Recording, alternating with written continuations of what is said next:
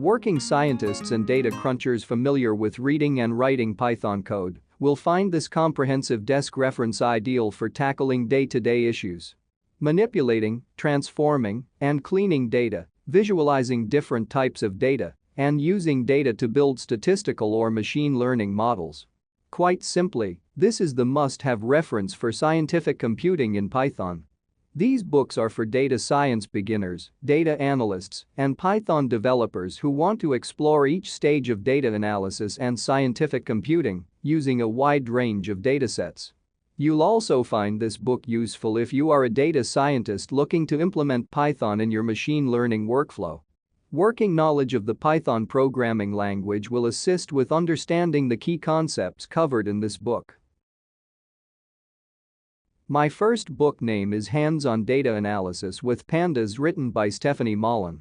Using real-world datasets, you will learn how to use the Pandas library to perform data wrangling to reshape, clean, and aggregate your data. Then, you will learn how to conduct exploratory data analysis by calculating summary statistics and visualizing the data to find patterns. In the concluding chapters, you will explore some applications of anomaly detection, regression, clustering, and classification using scikit-learn to make predictions based on past data. This updated edition will equip you with the skills you need to use Pandas 1.x to efficiently perform various data manipulation tasks, reliably reproduce analyses, and visualize your data for effective decision-making. Valuable knowledge that can be applied across multiple domains. Hands-on Data Analysis with Pandas is one of the best books I have read recently. What I like the most about it is the structure.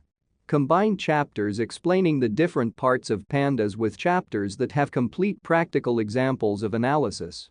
This allows you to see detailed examples of the functionality, but also see how they fit in with the larger picture of a full analysis.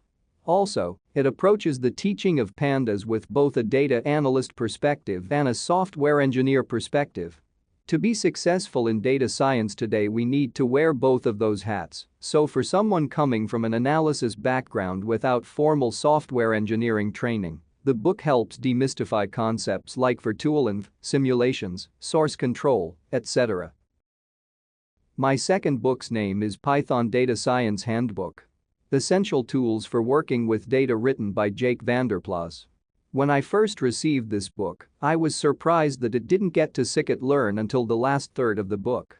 The first third is about NumPy and Pandas, and the middle third is about matplotlib. Now that I've been applying it at work, however, I've found that the items covered in the first two-thirds were really essential. I wouldn't be nearly as productive if I had just jumped straight to the sections on scikit-learn. The author does an excellent job covering broad terrain with enough detail that you are able to apply it to your problems. You will find yourself going back to use this book as a reference. The Pandas section, Chapter 3, is fine, but I was a little disappointed in the treatment of the grouping aggregation functions. The book mentions the split-apply combine paradigm of Hadley-Wickham, but doesn't cover the topic in nearly as much detail as the paper of the same name.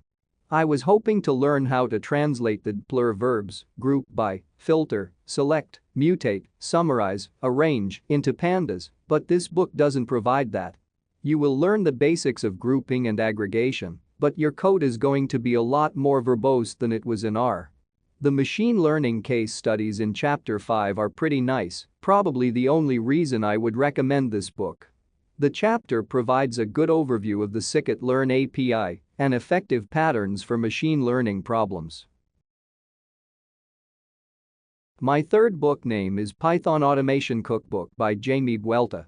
Python Automation Cookbook 2nd edition is for developers, data enthusiasts, or anyone who wants to automate monotonous manual tasks related to business processes, such as finance, sales, and HR, among others. Working knowledge of Python is all you need to get started with this book. In this updated and extended version of Python Automation Cookbook, each chapter now comprises the newest recipes and is revised to align with Python 3.8 and higher. The book includes 3 new chapters that focus on using Python for test automation, machine learning projects, and for working with messy data.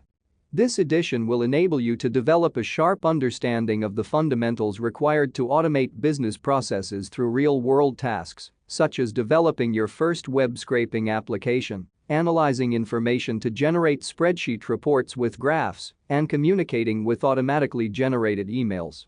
Once you grasp the basics, you will acquire the practical knowledge to create stunning graphs and charts using Matplotlib, generate rich graphics with relevant information, automate marketing campaigns, build machine learning projects, and execute debugging techniques. By the end of this book, you will be proficient in identifying monotonous tasks and resolving process inefficiencies to produce superior and reliable systems. My fourth book's name is Python for Data Science for Dummies by John Paul Mueller. Python for Data Science for Dummies is written for people who are new to data analysis and discusses the basics of Python data analysis programming and statistics. The book also discusses Google Colab, which makes it possible to write Python code in the cloud. Curious about data science, but a bit intimidated? Don't be. This book shows you how to use Python to do all sorts of cool things with data science. You'll see how to install the Anaconda tool suite, so working with Python is a breeze. You'll discover Google Colab, which lets you write code in the cloud using your tablet. You'll find out how to perform all kinds of interesting calculations using the latest version of Python. And you'll learn to use the various libraries that enable scientific statistical analysis, plotting and graphing, and much more. My fifth book is Data Science with Python and Dask by Jesse Daniel. Dask is a native parallel analytics tool designed to integrate seamlessly with the libraries you're already using, including Pandas, NumPy, and scikit-learn. With Dask you can crunch and work with huge datasets using the tools you already have. And Data Science with Python and Dask is your guide to using Dask for your data projects without changing the way you work. An efficient data pipeline means everything for the success of a data science project. Dask is a flexible library for parallel computing in Python that makes it easy to build intuitive workflows for ingesting and analyzing large, distributed datasets. Dask provides dynamic task scheduling and parallel collections that extend the functionality of NumPy, Pandas, and scikit-learn, enabling users to scale their code from a single laptop to a cluster of hundreds of machines with ease. Data Science with Python and Dask teaches you to build scalable projects that can handle massive datasets. After meeting the Dask framework, you'll analyze data in the NIC parking ticket database and use data frames to streamline your process. Then, you'll create machine learning models using Dask ML, build interactive visualizations, and build clusters using Oz and Docker. This book follows a rather unfortunate trend: try to both cover the basic elements of data science as well as serve as a tutorial to a software platform.